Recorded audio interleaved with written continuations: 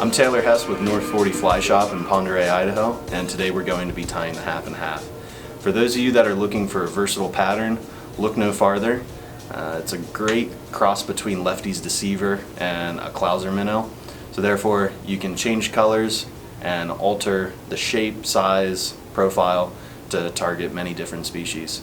So tune in, we're going to have another fun tie today. Alright, thanks for joining us today, guys. Today we're going to be tying a half and half. So first step, you want to dress your hook to just about halfway point between the barb and the point. And then I build up a little bit of a knob, and then I come back out to the point. First step we want to do, we want to select a couple hackles. And you can be pretty selective with your hackles. Really, I just want something that's going to make a nice long tail, something that's going to move a lot. So I'm going to tie those in, one on each side.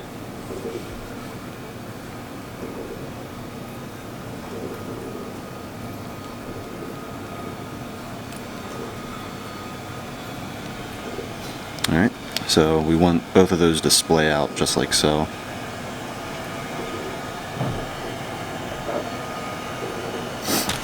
Alright, so now what we want to do, we want to dress the hook up towards the eye, probably about 3/4 of the way up the fly.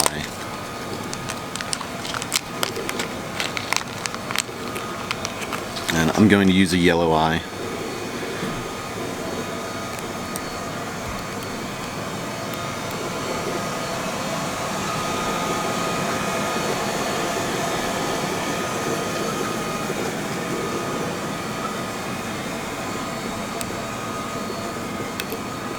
And as I wrap these dumbbell eyes, I like wrapping from below.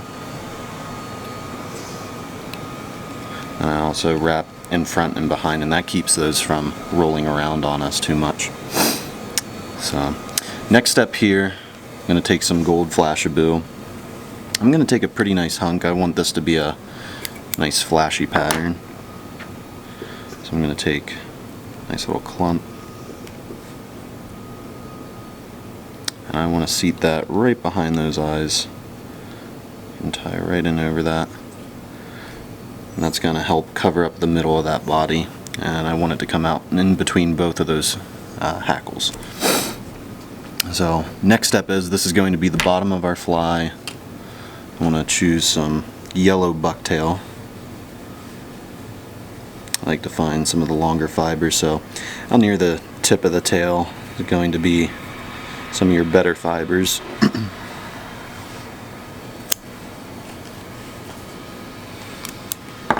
To avoid anything penciling out, take those out. I'm going to seat this right behind those dumbbell eyes, right on top. Make a few nice hard wraps. I want that to blend all together. Another important thing to do is pass back in front of those eyes, pull that bucktail that you just tied in back up over the top. I want to tie that in nice and tight. Pull it back up, tie in front again. That kind of helps pinch it off. Trim that. Alright, so the bottom of the fly is done. Now we're going to turn it over. Now we're going to do the top of our fly. So first I'm going to put in a layer of orange bucktail. Find some good fibers.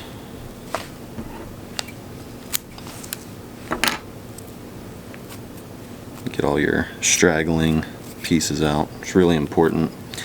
If you have too many of those penciling out, your fly might only last a few casts. I'm going to lay that right in on top. I want it to be at least as long as that belly. Sometimes you can make it even a little bit longer. You want to avoid having it splay too much. You also want to avoid it rolling over the fly.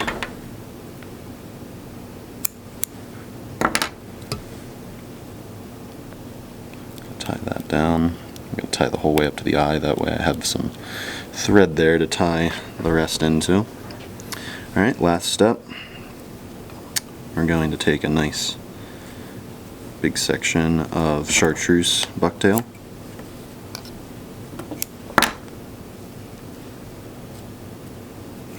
And to get all those fibers out so it doesn't pencil. I'll lay that right on top.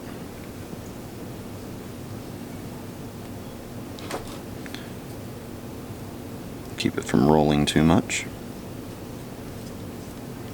And you want to start building up your head, wrapping the whole way back to the eyes. Gonna tie in front again. And here I want to cut these as closely as possible.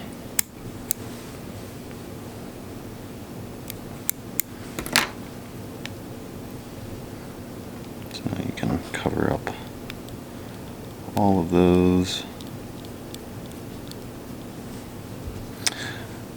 When using bucktail, I put a lot of pressure. That's why I like using a heavier thread such as this Veevus 240. Power Thread is definitely some nice stuff. Alright, now we're ready to whip finish. I come back to the head of the fly.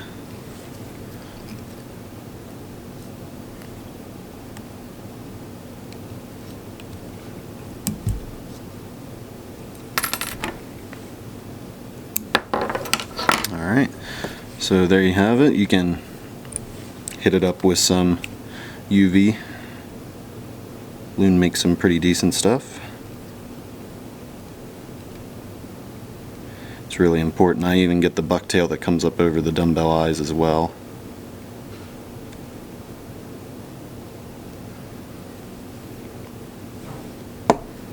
Alright, and we'll cure that up.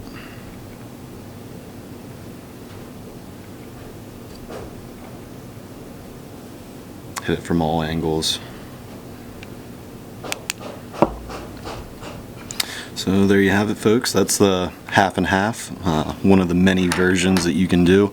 You can change up your colors, and depending on your target species, you can make it look like anything. I was thinking about barring the back on this, make it look more like a perch or firetiger kind of color. So this specific pattern probably be best for smallmouth and even largemouth, pike, and depending on what areas you're in, you could probably find some other things to catch on it. So thanks for joining us today, guys. If you have any questions, feel free to get a hold of us here at any one of our North 40 fly shops, and we'll see you next time.